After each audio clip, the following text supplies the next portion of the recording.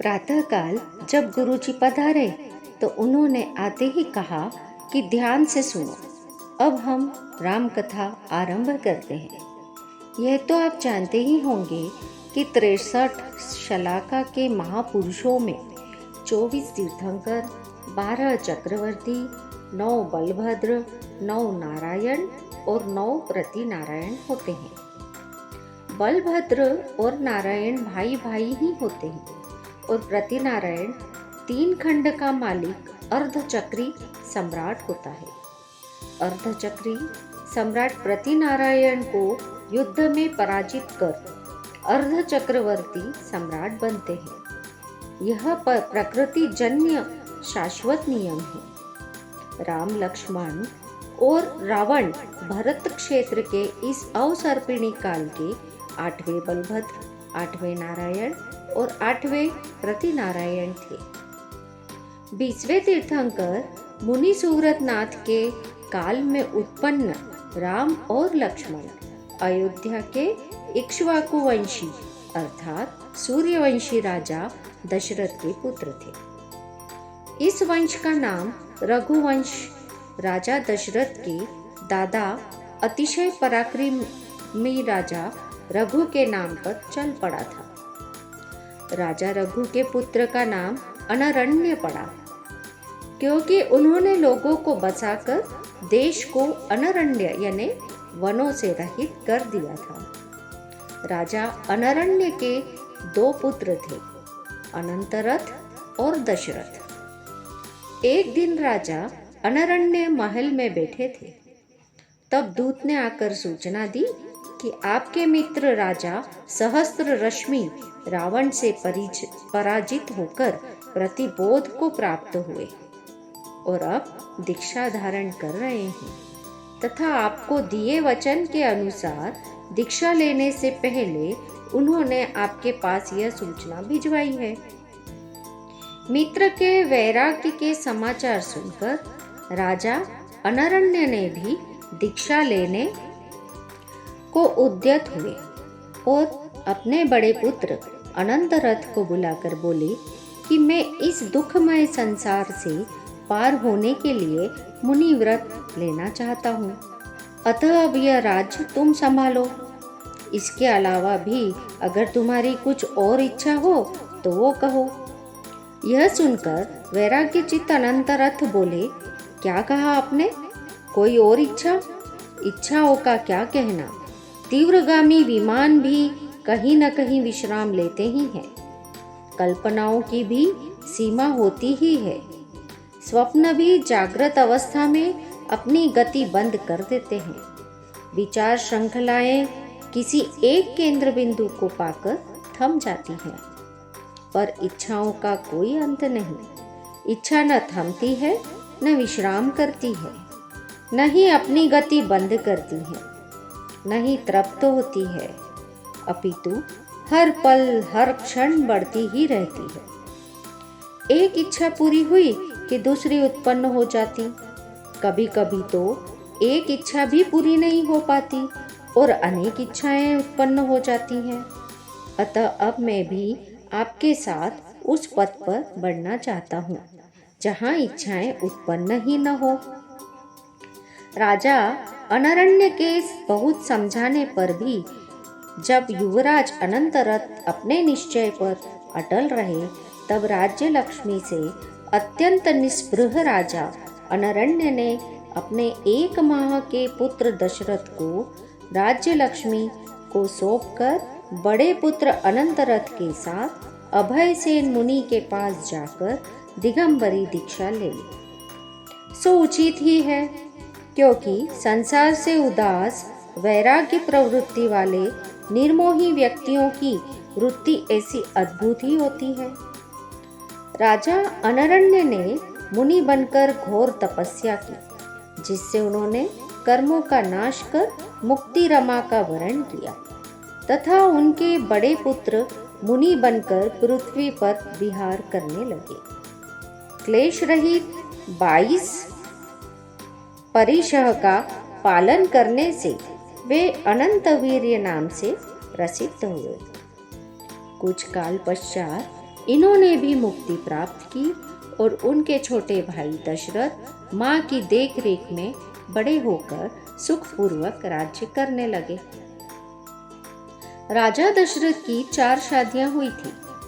उनकी पत्नियों के नाम थे अपराजिता यानी कौशल्या, सुमित्रा, कैकेयी और सुप्रभा, जिनसे राम, लक्ष्मण, भरत और शत्रुघ्न इन 4 पुत्रों की उत्पत्ति हुई। सम्यक दृष्टि परम वैभवशाली राजा दशरथ अपने राज्य को तृण समान मानते थे।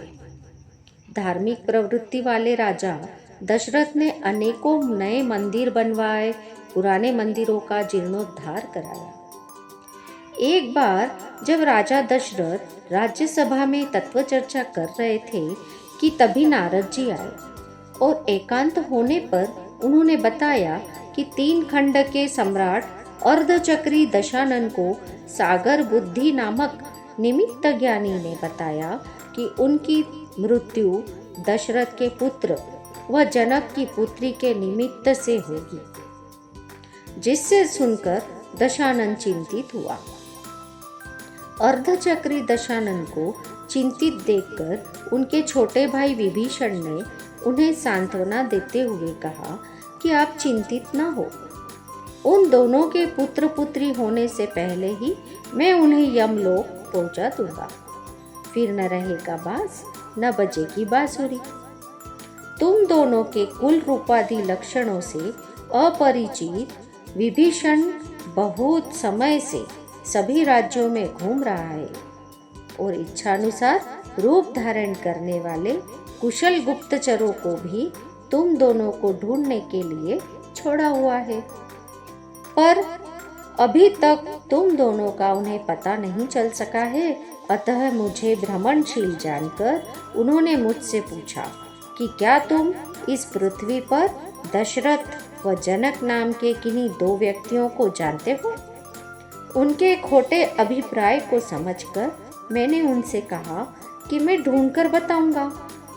यह विभीषण जब तक तुम्हारे विषय में कुछ कर नहीं लेता तब तक तुम अपने आप को छिपाकर कहीं गुप्त रूप से रहने लगो।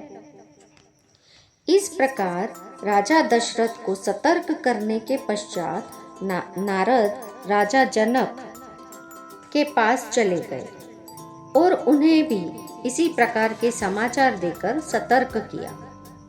राजा दशरथ ने अपने विश्वस्त स्वामी भक्त समुद्र हृदय नामक मंत्री को बुलाया और पूरी घटना सुनाई। गंभीर समुद्र हृदय कुछ विचार कर बोले कि आप किसी की पहचान में न आ सको, इस प्रकार वेश बदलकर पृथ्वी पर घूमो, शेष व्यवस्था मैं कर लूंगा। राज्यभार विश्वस्त मंत्री को सौंपकर राजा तो नगर से बाहर चले गए और मंत्री ने राजा के ही रूप आकार का एक सजीव सा पुतला बनवाया। उसके अंदर लाख आदि का रस भरवाकर खून की रचना की और उस पुतले को राजा के समान ही सिंहासन पर बिठा दिया।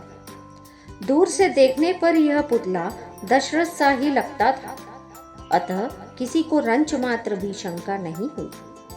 राजा जनक के मंत्री ने भी इसी प्रकार किया। संसार की स्थिति के ज्ञाता दोनों राजा पृथ्वी पर छिपे छिपे सामान्य जन की तरह पैदल भटकते फिरते रहे। यह सुनकर तार्किक प्रकृति वाला अनुराग बोला, गुरुजी, राजा दशरथ और जनक को छिपने की क्यों जरूरत आ पड़ी? वे भी तो राजा थे, शत्रुओं की सेना का सामना कर सकते थे। फिर यहाँ तो शत्रु की सेना थी ही नहीं, मात्र गुप्तचर थे जो कि यह भी नहीं जानते थे कि जिन्हें मारने का कार्य उन्हें सौंपा गया है वे राजा हैं या सामान्य प्रजा में से 2 व्यक्ति। तो फिर राजा दशरथ और जनक ने अपनी सुरक्षा की व्यवस्था कड़ी करने की अपेक्षा वेश बदलकर नगर से बाहर रहना उचित क्यों समझा? गुरुजी बोले, तुम्हारी शंका उचित ही है, क्योंकि वीरों का धर्म युद्ध भूमि में डटकर मुकाबला करने का है, डरकर छिपना नहीं। पर राजा दशरथ व जनक अपनी व दशानन की शक्ति के अंतर को अच्छी तरह जानते थे। वे जानते थे कि दशानन अर्धचक्री सम्राट है। 3 खंड के बड़े बड़े शक्तिशाली भूमि गोचरी और विद्याधर राजा उनके अधीन हैं।